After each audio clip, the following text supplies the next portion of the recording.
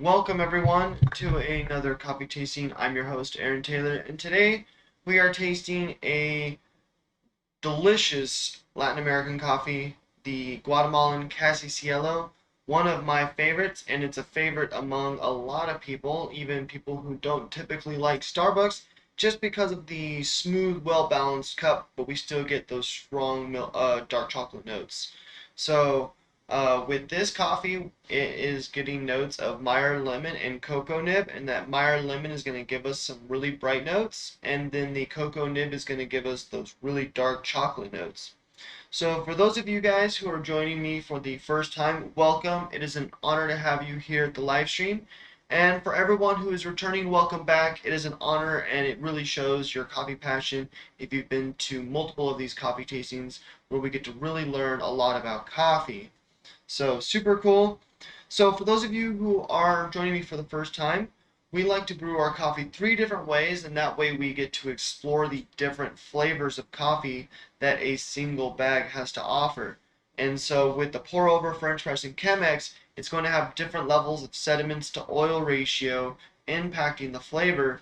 And then so we get some brighter cups of coffee and then more balanced cups of coffees. And that's why we do this, is so that we could explore all the different flavor notes that coffee has to offer from the different brew methods.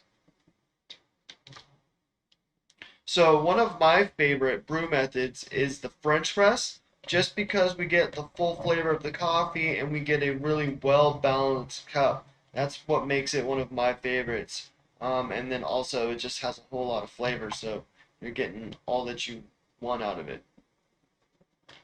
But sometimes I will stray away from the French press depending on the coffee that I'm drinking. So if it's like a Sumatran coffee or a coffee from like Papua New Guinea, I'm definitely going to probably lean more towards the Chemex or the pour over, just because those coffees have such a strong bitter flavor. I like to lighten it up a little bit with like maybe the extra filter that the Chemex has, or maybe just bring out some more of those bright notes that you get with just a standard Melita Benz filter. So with each of these different brewing methods, they get a different amount of grinds, a different amount of grind setting, and then a different amount of water as well. So making sure that we get the different proportions right and the settings correct is really important to making sure that we make the coffee taste the way it's supposed to taste. And so with the pour over, we're going to get the finest out of the grinds, but then we only have a single paper filter. With the Chemex, we get a slightly coarser grind, but we have a triple paper filter, so that water is not going to pass through as quickly. And then also to note, when you're brewing a pour over or a Chemex, when you pour the water over your coffee, you want to just pour a little bit in the very beginning and let your coffee bloom. And what the blooming does is it allows the air that's trapped in between each of the grinds to rise to the surface, so that it doesn't get pushed down to the bottom of the filter, creating an air barrier. And the reason why we don't want the air barrier at the bottom of the filter is because it slows down the brewing process, and we're going to end up over extracting our coffee, and it's not going to taste right. You're going to end up with like too bitter of flavors, or you might get too much of those bright notes that come out in it, and it's just not going to make for a very pleasant cup of coffee. So making sure that we brew our coffee correctly, on top of getting the grinds and the water in proportion right, we have to make sure that we do the whole process right as well, so that we get the right flavors.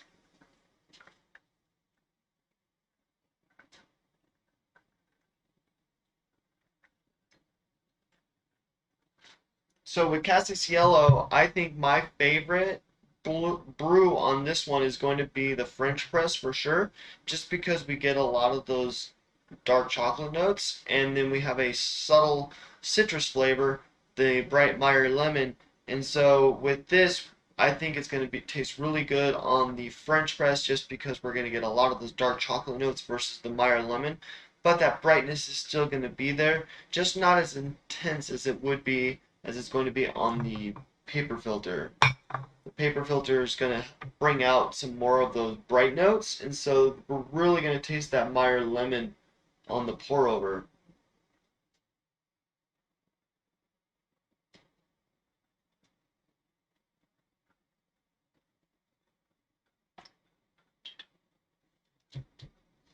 And so with this particular bag, it is a single origin coffee.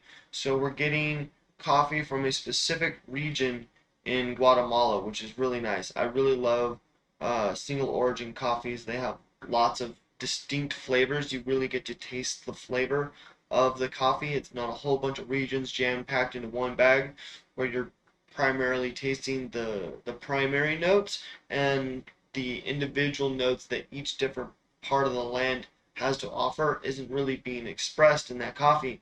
So with the single origin coffees, we really get to taste the flavors that the land has to offer and what the coffee growers want us to taste as well. Alright, so the pour over is done. So while we wait for the Chemex and the French press to go, it's a lot of time. We're going to go ahead and taste this.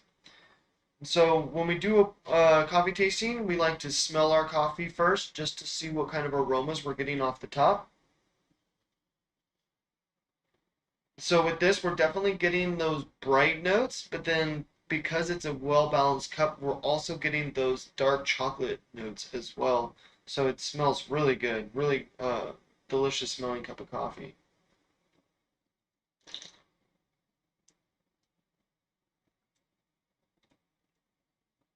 Okay, so we're definitely getting a lot of those bright Meyer lemon notes right off the bat.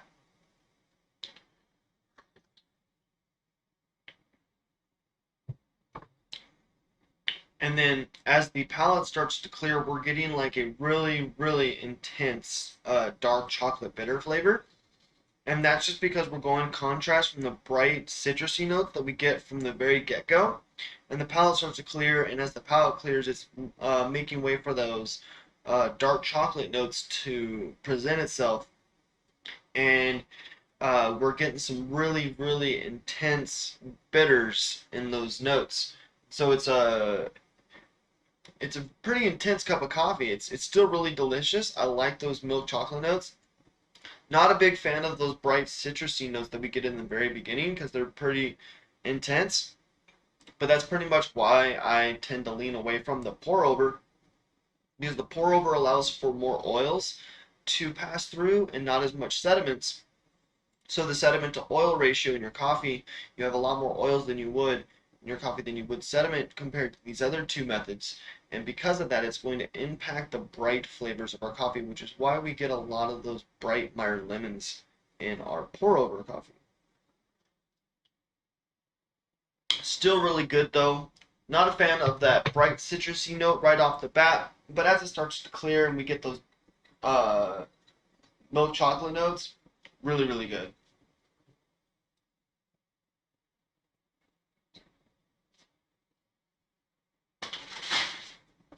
So now we're going to taste the Chemex.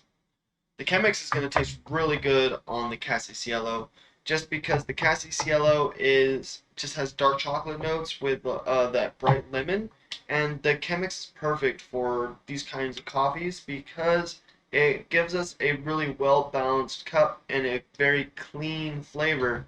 And so with that, we're going to get some really nice Meyer lemon and some really smooth dark chocolate flavors.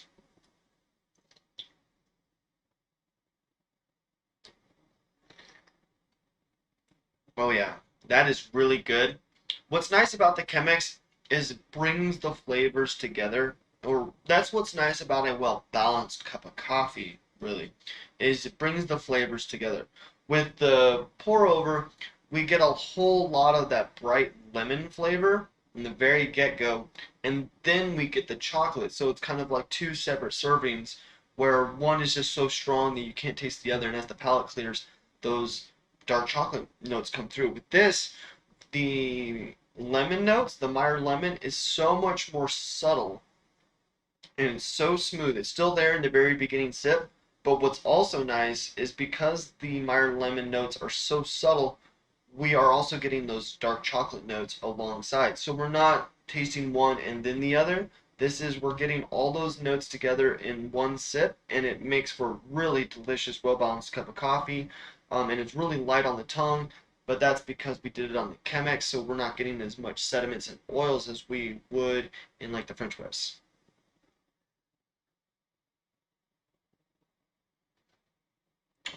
That is delicious. So those milk chocolate notes just come, or sorry, those dark chocolate notes just come through so smooth on the Chemex. That just makes for a really delicious cup of coffee. It really has that chocolate flavor. And so to do like to serve this with like a cup of ice cream would be amazing. Just absolutely amazing. Just because chocolate and ice cream. What else goes better together? So now we're going to try the French press. With the French press, we are getting the full amount of oils and the full amount of sediments. And so we're going to get a much more intense flavor cup of coffee.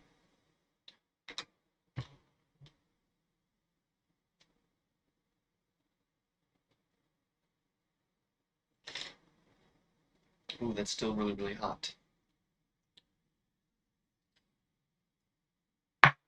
That is really good. So what's nice about the French press is even though we're getting more intense flavors than the other two brew methods, we are still getting a balanced cup of coffee. So just like the Chemex, we get a smooth, mellow cup, but it's balanced. We get all the flavors together. This is the same thing, but we're turning up the volume on the flavor. So we're getting a whole lot more flavor.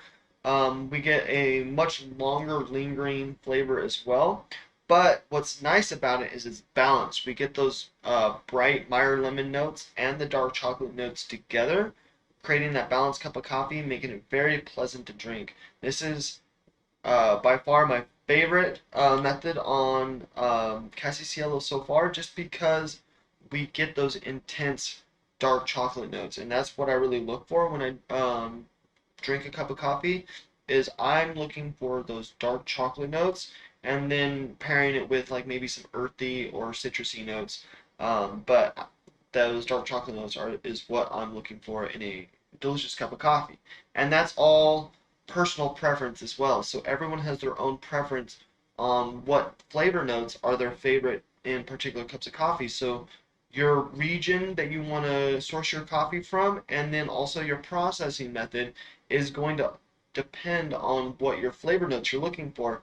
And that's why these coffee tastings are so important, is because we're really exploring the different flavor notes that each region of the world has to offer, and then how to experience those flavor notes the way that we want by choosing and selecting different brew methods and exploring how to bring out the different flavor notes in the coffee.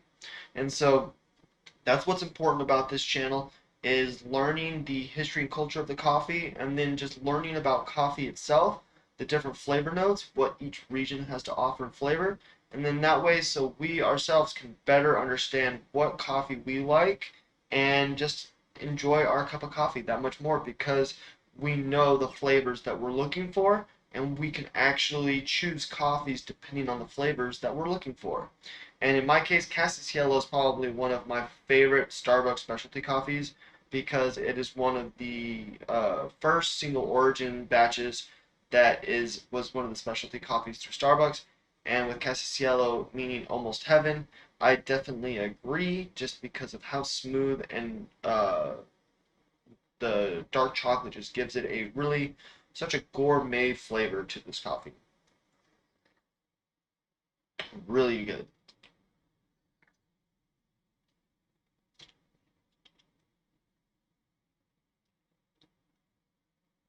And so now that we've really tasted our coffee, we're going to learn a little bit about this coffee. So with this coffee, it comes from a small region of Guatemala, and with this coffee, the reason what makes it so good is the fact that it's grown on the slopes of a volcano. So we have volcanic soil, and it's a single origin, and then the weather is uh is very cool. They have a nice tropical climate, and so they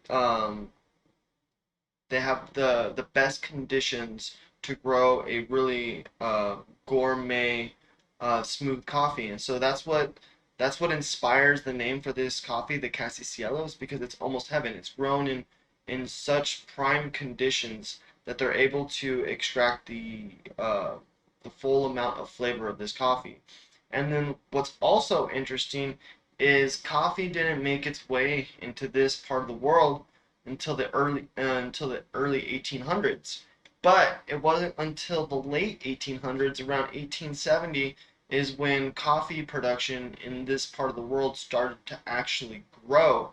And then it wasn't until the 1900s, when coffee started to gain popularity around the world, is when it started to really boom. But the best part about it is that coffee creates a sustainable and economically friendly and eco-friendly way to make money for farmers in all around the world. And so we have different parts of Latin America who started to lose money because of specific, I believe it was Guatemala that exported indigo dye.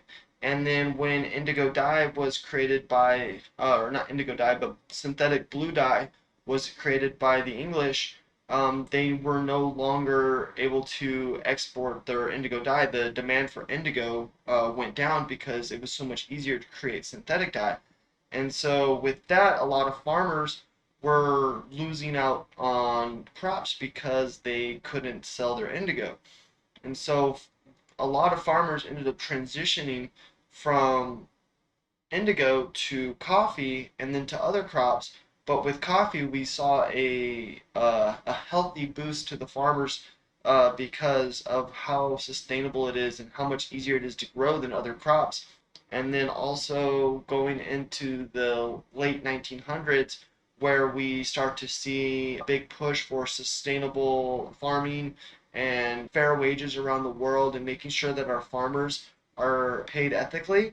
A lot of these farmers are starting to see more money, especially with a bag like this where we have Cassie Cielo. Since it's a single origin and we're directly sourcing our coffee from this part of Guatemala, those farmers actually get to see a lot more of that money.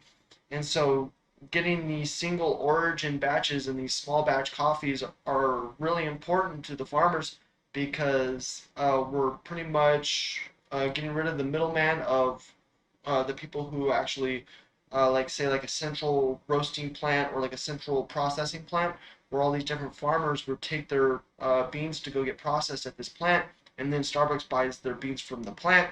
Now we have collectives of farmers who actually have their own processing plants, and then they allow their neighboring farmers to come and process their beans there. And then what this allows is it allows the farmers to make more money, because they're no longer selling their beans to a processing plant and the processing plant selling it to the companies that sell it to the consumers. And so we're eliminating a step of handing money to that next person. And what that does is it allows the farmers to make more money, where they're seeing a more fair wage. And the best part about these farmers seeing a fair wage, especially in these different parts of the world where they don't necessarily know what a fair wage is it's showing their neighbors what a fair wage looks like as well. So if someone's being underpaid 20 miles down the road and they're growing another crop, but then they see this person getting paid so much just for growing coffee, it's going to make them think. They're going to be like, well, why am I not getting paid as much? And so what it's really doing as well is it's showing the rest of the world what fair wage looks like and how we all deserve a fair wage. And not just coffee growers, not just people getting coffee from not just people selling coffee to Starbucks, but everyone deserves fair wage and proper farming and all that stuff. And so that's what's important about these single origin batches, is it's allowing farmers to make more money, and then it's showing the potential to other farmers of what they should be making. And it's just going to help society grow and make for a better world for all of us to be able to live sustainable livelihoods and be able to take care of our families. And so that's what it all comes down to. And so that's just what makes it easier for us to enjoy this cup of coffee. For every bag of coffee that we buy, we are supporting people around the world, not just by giving them a sustainable economy, but we're showing their neighbors what can be provided by a sustainable economy and a sustainable farm and eco-friendly farm and all that stuff. And it doesn't have to necessarily apply to coffee either. There's a lot of things, a lot of different areas of work in the world where people are getting underpaid, and by just through these different movements and by educating each other and learning and sharing these stories, we can inspire people to share more stories. And as these stories travel around the world and people are starting to learn what a fair wage looks like, they can stand up for themselves and demand a fair wage. And as more and more people start to gain this understanding of what a fair wage looks like and understand that they're being mistreated by people who are taking advantage of them, we can make this world a better place. And if enough of us are educated and learn about what a fair wage looks like, then there can be a lot of this mistreatment of people comes from just ignorance of knowing what a fair wage looks like, because a lot of these people don't know that they're being mistreated. And so just by having the understanding of what a fair wage looks like, you can understand that you're not being paid what you should be. And that's where a lot of it comes from. It's just like, your whole life you've been paid $17 a day, and everyone you know around you gets paid $17 a day, say like in a construction company on another part of the world, and you're working on these buildings and you're just getting paid almost nothing for building structures. Then you look over here and you have these farmers who are, it's obviously still hard work, but there's a lot of manual labor as well in construction. And then also you're providing infrastructure for the community.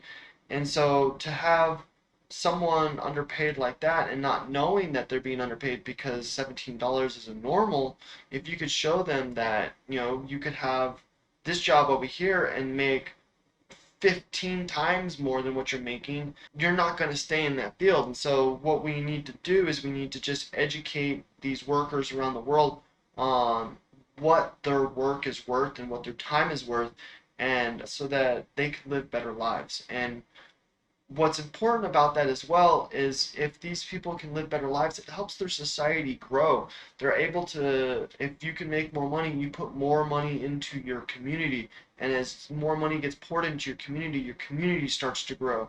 And so by hampering these people with unfair wages, we're also hampering their community. We're limiting their growth. We're not allowing them to develop and grow themselves because they're barely making it on their own. They can barely feed themselves and barely pay for their housing. And so we can make sure that they get fair wages. It allows for investment in the community. And that's another part of making sure that we grow as a society and making society better, not just for ourselves, but for future children, and making sure that we're sending them into a better world.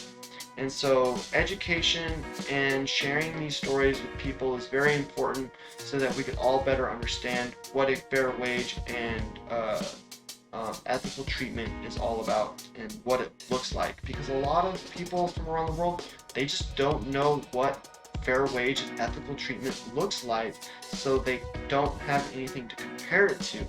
And so we just need to keep sharing these stories and hope that one day they get to see what ethical treatment looks like, and through time society is going to change and we're going to help make a better world, not just for us, but for everyone. So thank you everyone for joining today's coffee tasting, and I hope you guys enjoyed just learning a little bit about how coffee affects society and how fair wages affect the growth of a community, and not just the growth of the community, but can actually open up the eyes of their neighbors or anyone else in their vicinity of not getting a fair wage, so that they can make a stand for themselves and get what they're worth. So thank you everyone for joining. If you enjoyed today's coffee tasting, go ahead and hit the link above. That is going to be a list of coffee tastings I've done in the past, and the link down below is just going to be a link that YouTube thinks that you might like. So thanks again everyone, and have a great day.